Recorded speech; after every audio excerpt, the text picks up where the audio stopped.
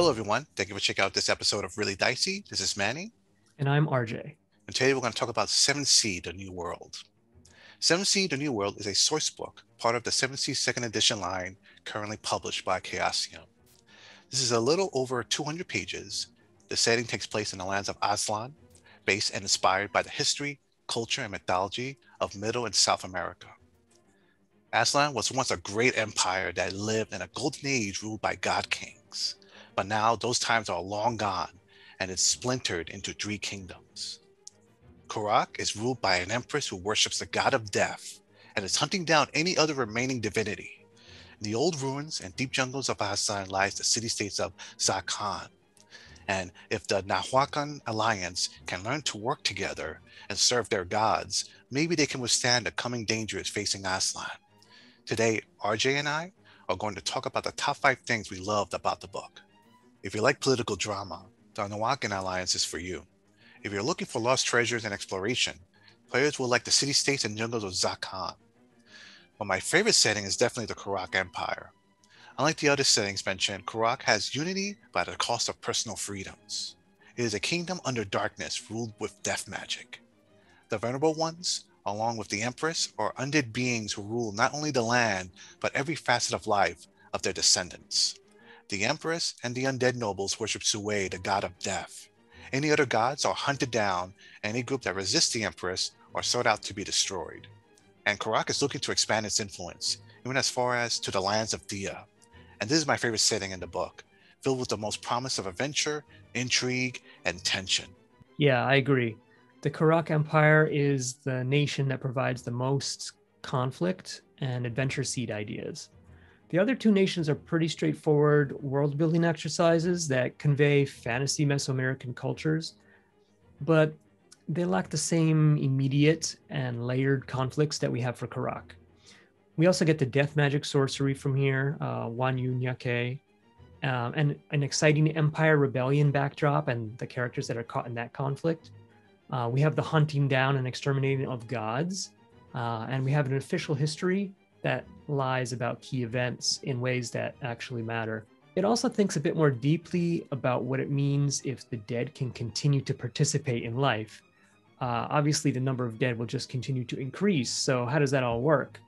That's asked and answered in this book. The book does a great job in setting up character creation for your players for the land of Aztlan. There are new advantages, arcana, stories, dueling styles, and even new ship origins. The dueling styles are amazingly unique. You have the Inuitli style that emphasizes teamwork. The Quetzal forces your opponent to focus on you and away from your teammates. Hadzik uses the quarterstaff effectively against groups of enemies. Zloram is great if you delight in trickery, blinding an enemy and activating an opportunity to inflict more wounds. And Waklichina is deadly if you want to keep your opponents down on the ground and stay down. In addition to the 3 nations, there are 4 new general backgrounds and also 4 backgrounds per nation. And there are also 25 new advantages, which players always love. Another unique thing in this book is that there are new arcana to select from. There are 9, each with its own virtue and hubris. I specifically like the Skywatcher virtue called Perceptive. When you activate it after asking a question, you know if the character answering the question is lying or telling the truth. There are also 4 new types of hero stories with examples in this book, which is always helpful when selecting your next hero's story. And there are 3 new secret societies, and they're unconnected to the secret societies we have elsewhere in this world. Together with the new ship origins, ship backgrounds, ship adventures, and the dueling styles Manny mentioned, there are a lot of new character options in this book. Sometimes the actions in a scene can suddenly be complicated. There may be times when the middle of the fight between yourself and the villain, suddenly an outside threat puts everyone in danger, such as being in a house on fire that is about to collapse, or a flood suddenly appears, or suddenly you're riding into a violent storm. To help game masters with these situations, 7th Sea New World has added a new rule called hazards. Hazards are threats, and its ratings can range between 5 to 15. Luckily, everyone in the scene, including, interesting enough, the villains as well, can collectively spend raises to overcome the hazard.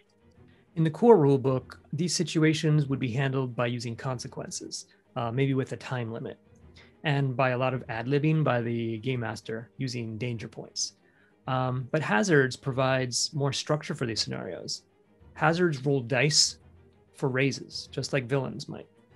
And like monsters, hazards can have various elements. One example is the element confounding, which means that this particular hazard can spend a raise to separate a character from the others in the scene. And you can't reunite until another character creates an opportunity, which the separated character has to activate to rejoin the group. This is the trope where the stone door suddenly falls shut, cutting someone off, or the Sarlacc tentacle grabs Lando and drags him away from the skiff. I think hazards provide more direction and clarity to these scenarios in the 7th Sea system. There are two main sorceries in the New World. Waya Khan deals with blood magic.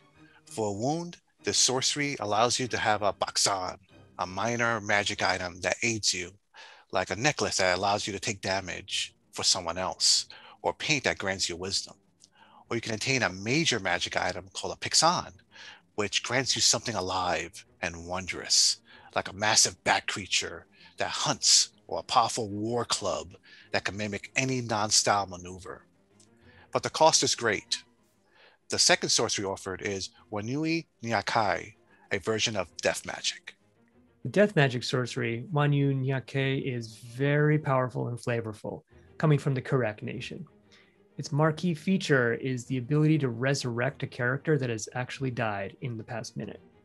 And it has a great power over undead creatures and also for healing the living.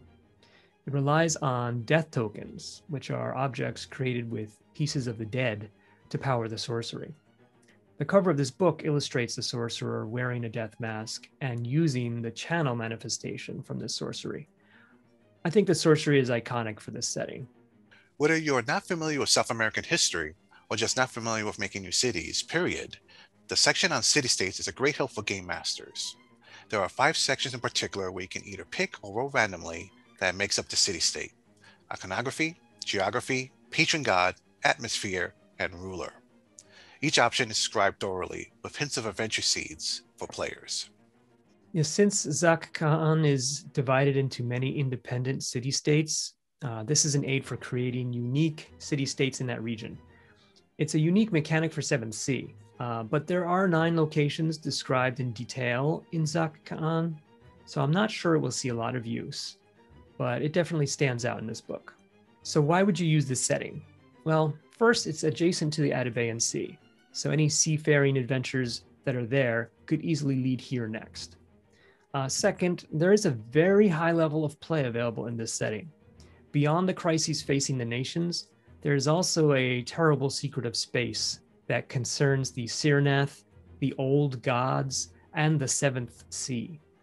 But you'll endure 185 pages of economic and political history before getting a tasty morsel of that. But it is worth forming an entire season story around, or a campaign. I think the best parts of this book are buried, really. My advice is to read the introduction and then read this book backwards.